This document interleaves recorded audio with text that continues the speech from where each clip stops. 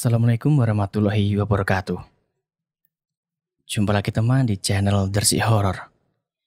Apa kabar kalian hari ini? Semoga kalian semua selalu diberikan kesehatan oleh Tuhan Yang Maha Esa, agar setiap aktivitas kalian terhindar dari gangguan mereka. Pada kesempatan kali ini, saya akan membawakan kisah yang ditulis oleh @korean666 yang bertajuk Si Bocah Penunggu Rumah Tua.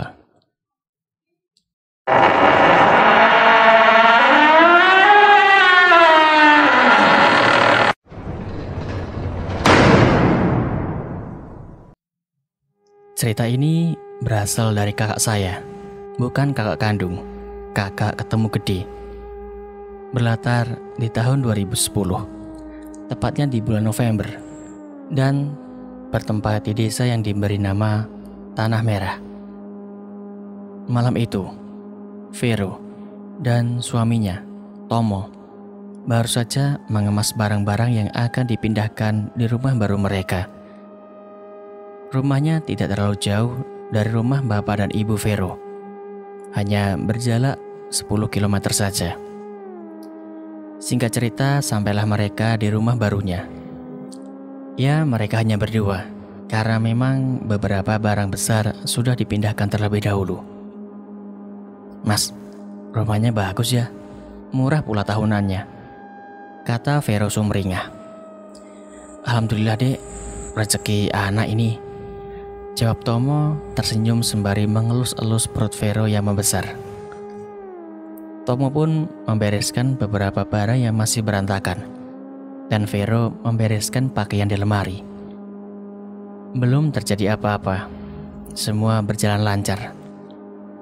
Waktu berjalan, jam menunjukkan pukul 11 malam, dan mereka sudah tertidur. Bisa jadi karena lelah. Tiba-tiba saja Vero tersentak karena ada sesuatu yang jatuh di kakinya.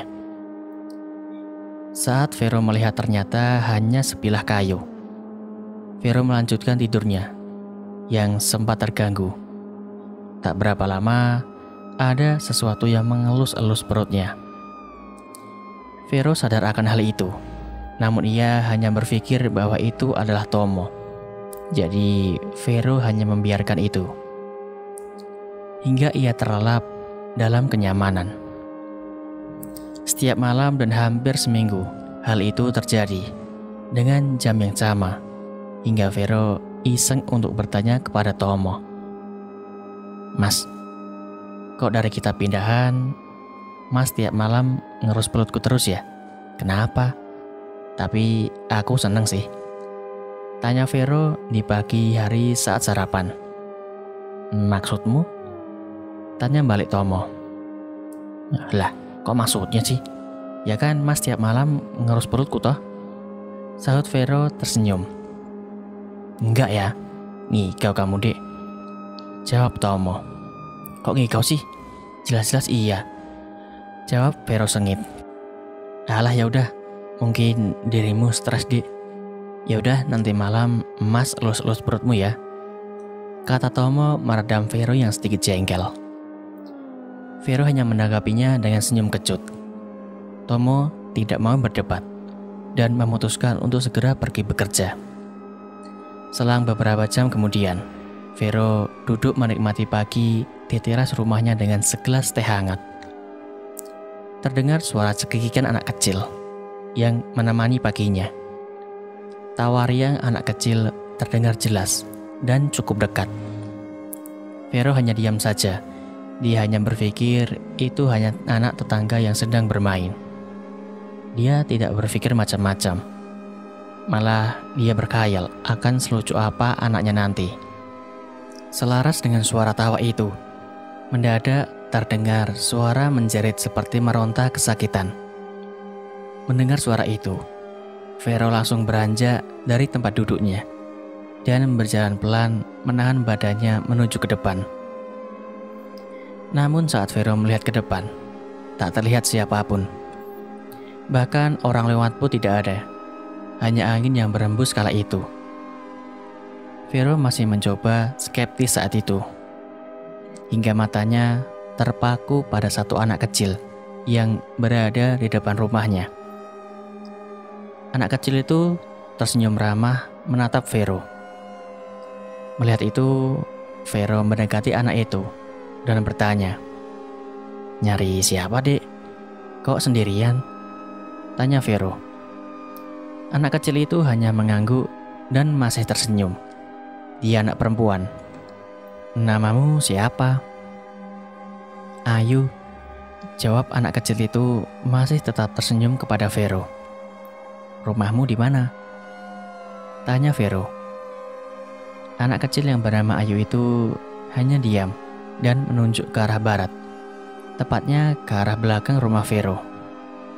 Vero menyuruh anak tersebut untuk masuk ke dalam rumahnya dan berniat membuatkan segelas susu full cream untuk anak tersebut. Saat Vero sedang membuatkan susu, terdengar suara seorang perempuan. Lebih tepatnya, ibu-ibu yang memanggil nama Ayu. Batin Vero, "Oh, mungkin itu anaknya." Vero langsung keluar tanpa menyelesaikan minumannya. Saat Vero berjalan keluar rumah, Vero tidak mendapati Ayu berada di dalam rumah. Vero masih tetap berjalan keluar dan melihat-lihat kemana Ayu pergi, juga mencari sumber suara yang didengarnya tadi. Benar sekali, ada seorang ibu-ibu berambut panjang dan berpakaian ala ibu-ibu seperti mana biasanya di rumah saat pagi menjelang siang. "Bu," sapa Vero berteriak. Ibu-ibu tersebut menoleh kepada Vero dan mulai mendekat. "Mencari Ayu ya, Bu?" tanya Vero. "Iya, Mbaknya tahu nggak?" tanya ibu tersebut dengan wajah yang terlihat cemas yang amat sangat, hingga menggambarkan raut wajah yang sedih. Vero saat itu mendadak merasa aneh dengan ekspresi wajah ibu tersebut. Ia berpikir mungkin akan secemas ini dan sesedih itu wajahnya ketika anaknya sedang keluar dan bermain di luar rumah. "Ada, Bu, tadi anaknya di rumahku, tapi sekarang entah kemana. Mungkin ketemu temannya dan langsung pergi main," terang Vero. Tanpa babi bu, ibu tersebut langsung pergi tanpa basa-basi sama sekali. Terima kasih atau salam pun tidak. Vero hanya diam menatap ibu tersebut sampai akhirnya menjauh dari rumah Vero. "Loh, orang gila, gak ada tata keramanya sama sekali. Apa ya begini penduduk desa ini? Mana mungkin Indonesia bisa maju dan rukun, sama tetangga aja kelakuannya kayak gini." Gumam Vero yang sedari tadi menahan umpatannya agar tidak terdengar oleh ibu tersebut, dan lalu menutup pintu rumahnya. Vero kembali ke aktivitas sehari-hari. Setelah membereskan bagian rumah yang kotor, Vero mulai duduk bersandar dan selonjoran, serta mulai merajut benang-benang perlahan. Tangannya bergulat dengan benang dan jarum rajut, sedang matanya menatap layar televisi. Beberapa jam kemudian, suara azan duhur terdengar merdu di seluruh penjuru desa. Vero segera bergegas untuk mengambil wudhu dan melaksanakan kewajibannya sebagai seorang muslim yang taat. Vero yang sudah selesai mengambil air wudhu segera melaksanakan sholat. Di pertengahan sholat, tepatnya pada rakaat ketiga, telinga Vero mendengar sesuatu yang mengganggu konsentrasinya. Suara anak kecil yang kembali tertawa, tapi kali ini suara itu berasal dari dapur. Tidak jauh dari tempat Vero sholat, suara itu tertawa dan terkadang terdengar suara langkah kaki lalu lalang. Vero yang terganggu dengan hal itu mengumpat dalam hatinya, meskipun ia sedang sholat. "Ini bocah siapa sih? Masuk nggak kulo nuwun?" umpatnya dalam hati. Selepas ia sholat, tanpa doa terlebih dahulu, Vero langsung beranjak dan melihat siapa sebenarnya yang masuk ke dalam rumahnya. Saat dilihat, Vero tidak menemukan siapapun. Kok nggak ada bocah ya? Anak siapa sih sebenarnya? Nggak sopan banget. gumam Vero. Merasa bahwa dirinya sedang dikerjai oleh anak kecil, Vero mengunci semua pintu dan masuk ke dalam kamar, lalu mencoba untuk tidur. Saat setelah Vero terlelap, ia kembali terganggu dengan suara berisik. Suara itu adalah suara ibu-ibu yang lagi-lagi menyebut nama Ayu. "Ah, itu siapa sih? Makain telinga," umpat Vero. Tak berapa lama, pintu rumah diketuk oleh seseorang yang entah siapa. Vero kembali mengumpat karena merasa mengganggu tidur siangnya. Dengan wajah kesal, Vero beranjak dari tempat tidurnya dan membukakan pintu rumahnya. "Siapa ya?" tanya Vero kepada seorang bapak-bapak menggunakan peci hitam. "Oh, aku RT di sini, Mbak. Berhubung mbaknya baru pindah, harus didata dulu," terang bapak tersebut. Pembicaraan berlangsung seperti layaknya seorang ketua RT di desa, meminta data keluarga Vero agar bisa lebih aman berada di RT tersebut. Sampai pada basa-basi yang membuat Vero sedikit bingung dan berpikir keras. "Oh iya Mbak, tadi mbaknya lihat perempuan yang memanggil nama Ayu nggak?" tanya Pak RT tersebut. "Oh iya Pak, tadi ada 2 kali lewat rumah ini. Memangnya kenapa ya Pak?" tanya Vero balik. "Nggak disuruh masuk rumah kan Mbak?"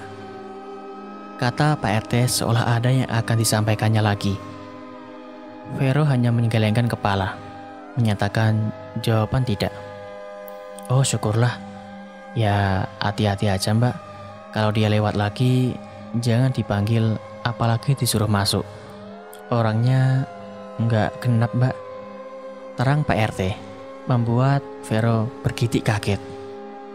"Terus, Ayu itu siapa Pak?" tanya Vero menyelidik. "Oh, itu anaknya. Yang penting hati-hati. Apalagi mbaknya masih mengandung. Dijaga ya. Aku mau keliling dulu," kata Pak RT itu sembari beranjak dari kursi lalu pamit.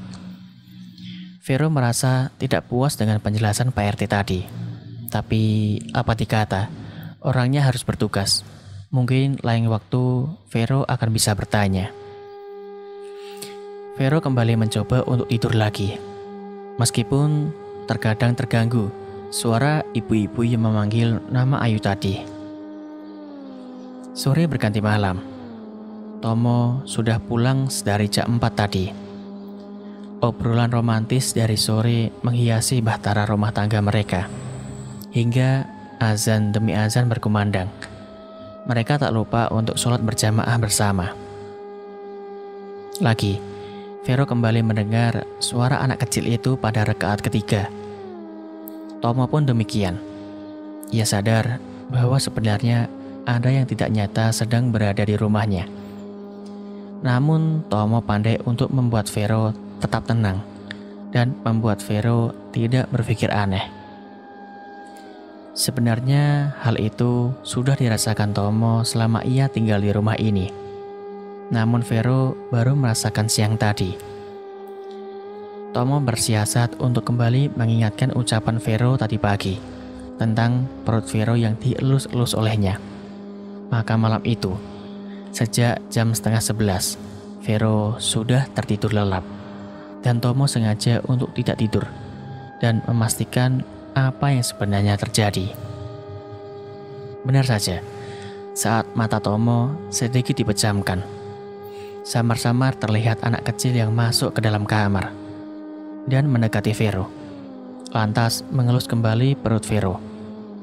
Sosok menyerupai anak perempuan, dengan tangan mungilnya, seolah sedang menunggu kehadiran adiknya yang bentar lagi lahir.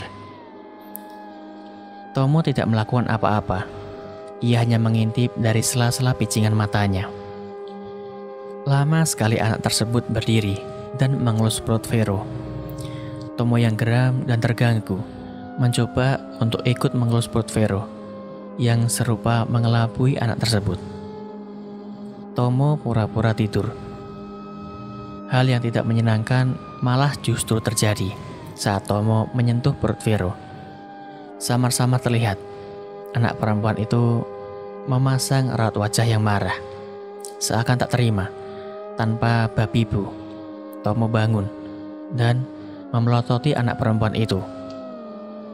"Pulang kamu, jangan ganggu anakku," kata Tomo dalam hatinya, dengan mata melotot ke arah anak kecil tersebut. "Ini adikku," balas anak kecil itu, membalas melotot kepada Tomo, dan lebih gahar daripada Tomo. Melihat perubahan wajah anak itu, Tomo sedikit beringsut mundur. Malam berlalu. Setelah anak kecil tersebut membantah ucapan Tomo dan langsung menghilang. Hari ini Tomo sengaja untuk tidak bekerja. Ada hal yang harus ia ketahui. Siapa perempuan kecil itu? "Dek, main ke tempat ibu yuk hari ini," ajak Tomo. "Wah, ayo mas, aku ya kangen sama ibu," jawab Vero sembari tersenyum girang. Tak lama setelah sarapan, Vero membereskan beberapa pakaian untuk 2 hari. Iya, mereka pasti akan menginap, dan itu adalah tujuan Tomo. Saat memasukkan beberapa pakaian ke dalam tas, Vero seakan melihat anak kecil yang sedang berdiri memperhatikan dia. Dan benar saja, Vero melihat Ayu berdiri di luar rumah, tepatnya di depan jendela kamar. Ayu, ngapain di situ, Dek? Masuk sini," kata Vero berbahasa basi menyapa Ayu. Namun Ayu hanya berdiam, lantas pergi. "Dasar anak kecil," gumam Vero. "Ngomong sama siapa, Dek?" tanya Tomo. "Itu loh mas, si Ayu, anak tetangga sebelah. Dia sering kesini. Tapi sayangnya ibunya agak gila," terang Vero masih dalam keadaan berkemas. Tomo hanya diam saja, tak berkomentar apapun. Mereka pun pergi dari rumah. Tak lupa pula mengunci pintu sebelum meninggalkan rumah. Tak sampai setengah jam, Vero dan Tomo sampai di rumah ibunya, tepatnya di rumah mertuanya Tomo. Seperti mana biasanya seorang anak yang datang ke rumah ibunya dan seorang menantu yang datang ke rumah mertuanya, berbincang-bincang seadanya dan tak lupa pula makan. Hingga selepas melaksanakan sholat zuhur berjamaah, Tomo pamit untuk pergi ke rumah temannya. Singkat cerita, Tomo sampai di rumah temannya yang bernama Riko. Pembicaraan sudah mulai, dan minuman penghangat tubuh pun sudah melengkapi obrolan mereka. "Gini kok, kayaknya kontrakanku agak gak beres deh," ujar Tomo. "Gak beres gimana, Tom?" tanya Riko menyelidik.